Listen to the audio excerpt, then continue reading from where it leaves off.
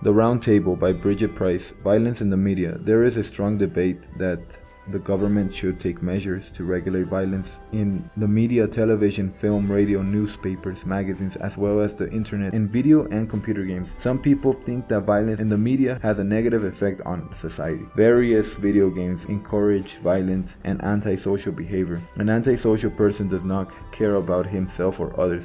The Columbine High School massacre occurred in 1999. In the US, 2 teenagers killed 12 students. Some students mention that one of the reasons for those killings could have been violent movies and video games, which are very common in American society. This is an example of how teenagers imitate what they see in the fantasy world of a video game. Some people can't distinguish the difference between fantasy and reality. There are other factors that contribute to the teenager's growth: their social or family life, hobbies, education, mental health, and diet.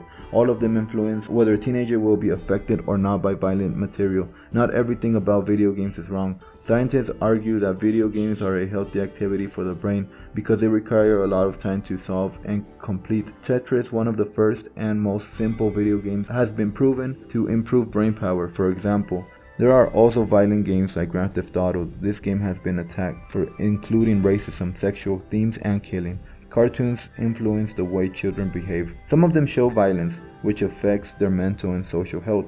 Children are like sponges, and they absorb everything they read, listen to, watch, and observe. Violence can become part of their everyday life. In many cartoon shows, violence is meant to be funny. Can you imagine the effects this has on children?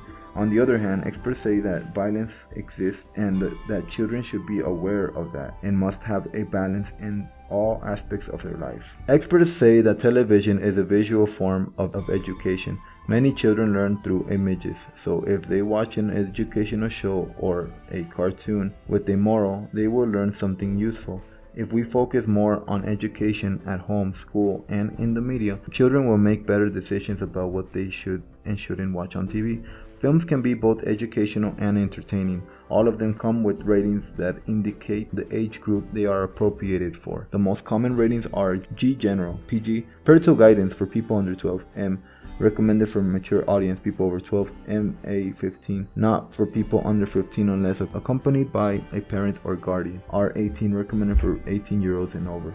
Some people think that ratings are sufficient regulation, so families should educate children and teenagers as to what they are allowed to view. Teenagers need to find more things to do than playing video games and watching TV. Government can help by building more parks, theaters, art spaces, interactive museums for teenagers to participate in. It is also the responsibility of the individual to change his world. We can't change the whole world, but we can change our own.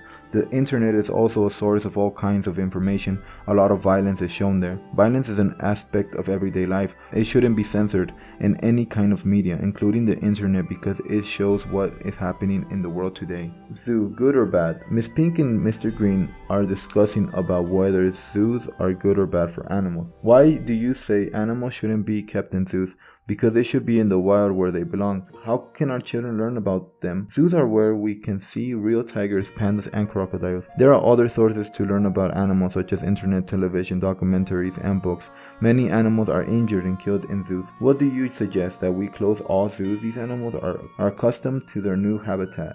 If we put them back into the wild, they won't survive. Exactly.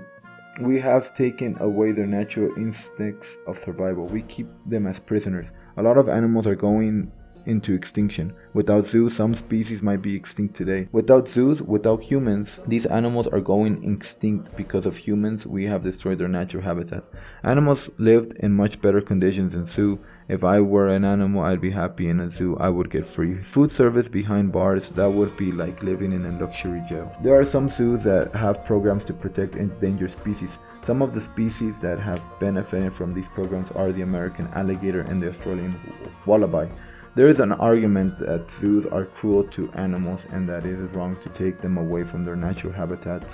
Cages will never be like the open jungle or the desert plain. Environmentalists say that animals should not be a humiliating show for human entertainment and that no creature should spend its life behind bars. Humans have also affected the natural order of life. Sometimes when animals in the wild are rejected by their mothers, zookeepers rescue them. Some scientists think that these animals should be allowed to die Others say that this saves their lives and protects them from extinction. In zoos, natural predators will not eat animals and humans won't harm them. Hunters will not kill elephants for their tusk or tigers for their fur and seals for their meat. Maybe we are the problem, and it is ironic that humans keep animals in zoos to protect them from other humans. I am not saying that zoos are for all animals, but the ones who are in there have a good life. They have food service and they don't get killed. Most zookeepers love their jobs. Animals get love and attention every day. Animals were born to hunt, not to have food services. This is against their natural instincts and the natural cycle of life. On the other hand, they also get humans staring at them every day, putting their hands through the cages or feeding them. There are different kinds of zoos. There are open zoos where animals don't live in cages. I visited a safari park. I drove by my car very slowly and the lions passed by. There are many zoos in bad conditions. I went to a zoo where the elephants were chained up and a panther had a small space to walk in. Those animals were stressed and depressed. I just think zoos teach people. Zoos teach people that animals in captivity are bored, lonely, and far away from their natural homes. There are some zoos that rescue their natural habitat very well. What about a dolphin? When they put a dolphin in a zoo or aquarium, zookeepers can't recreate an entire ocean. I have seen some dolphin shows and the animals look very happy.